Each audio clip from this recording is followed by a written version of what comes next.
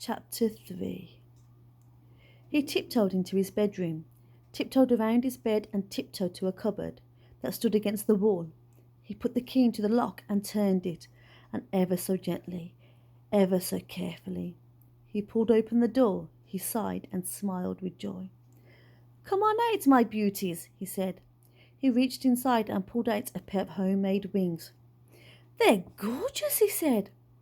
He took off his dressing gown and put them on over his pajamas.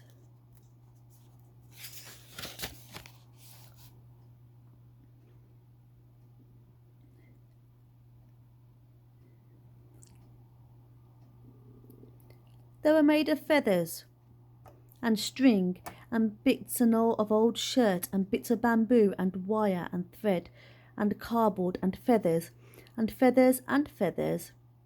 They're just gorgeous. Just wait till Lizzie sees. He stood on tiptoes. He stretched his arms. He closed his eyes. He dreamed of flying like a swallow, like a swift, like a hawk, high above the house. And as he dreamed, someone started calling from outside. "Entries for the human bird competition. All entries for the great human bird competition." Dad didn't hear at first, even though the voice was so loud, and even though it echoed through the street and off the walls of the roofs.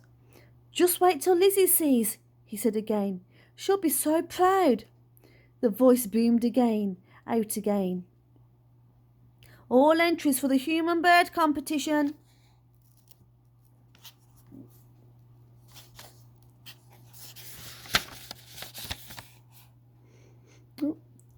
"Ah," grunted Dad. "What's that?" "She'll say, 'That's my dad. Isn't he just a marvellous dad?'" The voice boomed out again. "All entries for the great human bird competition." He ran to the window. There was a little chubby man outside the garden gate. He was carrying a clipboard. He held a megaphone to his mouth. "All entries for the—" Dad shoved the window wide open. "Hey!" he yelled. He waved his arms at the little chubby man. "Me, mister, me!" And he stopped calling, and he looked up at the window. "You?" he boomed. "Hey, me! Just wait, mister." Dad rushed downstairs. He flung the front door open and yelled again. "Me! Me! Me!" The little chubby man lowered the megaphone. He stepped through the gate and came through the garden with his clipboard under his arm. He stepped through the open door, and he came into the kitchen. He put his megaphone on the kitchen table. He raised his clipboard. He licked his pencil and looked at Dad. Dad trembled. His wings shivered with excitement. He could hardly breathe. "So," said the little chubby man, "you wish to enter the great human bird competition?" "Aye," said Dad. Yes, please, mister." "My name," said the man, "is Mr. Poop." "Yes, please, Mr. Poop, sir," said Dad. Mr. Poop gazed at Dad, at his wings, at the room. He licked his pencil again. He held it over a form attached to the clipboard. "Name?" he said. "Jackie," answered Dad. "Jackie what?" Dad blinked. He wondered about it. He tried to remember. Then he answered, "My name is Jackie Crow." "Are you sure?" said Mr. Poop. "Eh?" said Dad. Yes, sir, Mr. Poop." Mr. Poop wrote on the clipboard, and as he wrote, he murmured, "Jack E. C. Crow. Occupation?" Dad blinked again, and he wondered again and tried to remember. "Mr. Crow," insisted Mr. Poop, "what is your occupation? What job do you have?" "I'm a birdman," snapped Dad. "Yes, I'm a birdman. I think I used to do something else, but now I can't quite remember what it was. I'm a birdman." Mr. Poop licked his pencil. "Birdman," he muttered as he wrote. "And what is your method of propulsion?" Dad goggled at him. "Method of propulsion?"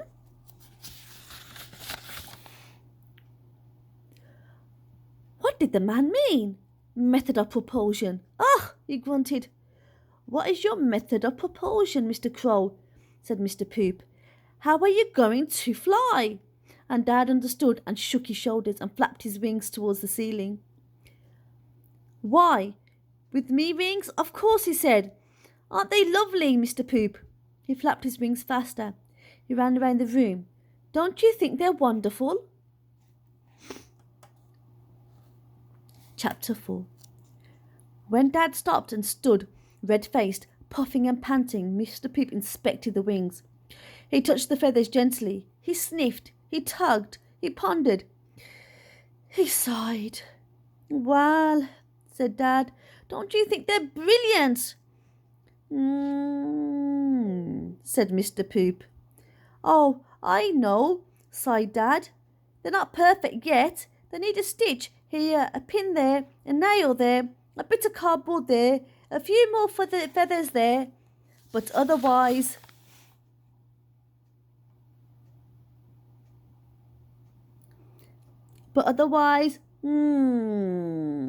said Mr. Poop again. And I'll have a break and a crest, of course, said Dad. Mr. Poop walked around Dad. He touched, he sniffed, he tugged, he sighed. Wings, beak, crest, he murmured. Dad watched Mr. Poop. He listened. He knew that Mr. Poop was far from convinced.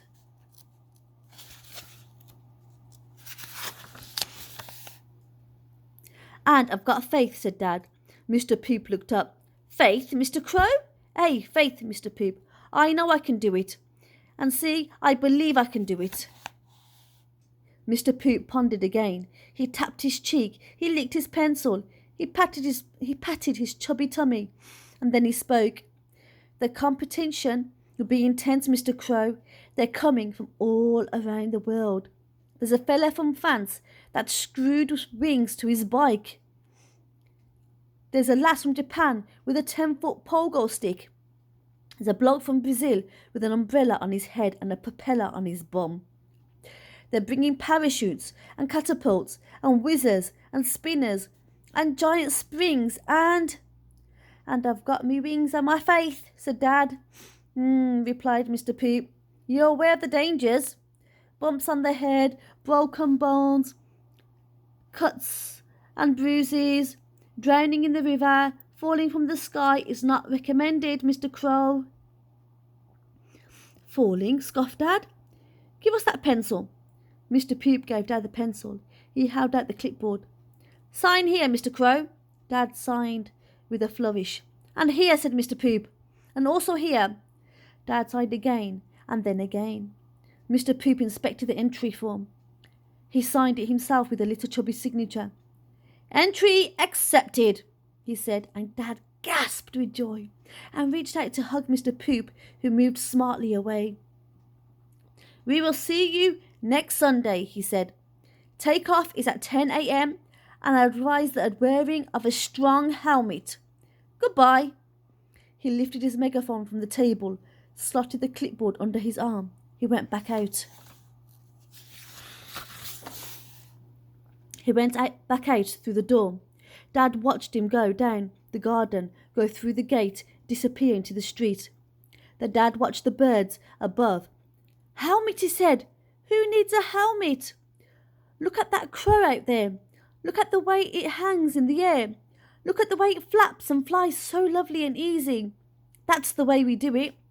And he stood there dreaming, and in his dreams he flew high over the garden, high over the city, high over the River Tame, and he didn't notice Lizzie slipping out from behind a tree, coming right up to him. He didn't notice her as she stood in front of him and waved her hand in front of his face. Dad, she said. Daddy! He was lost in his lovely dream of flying.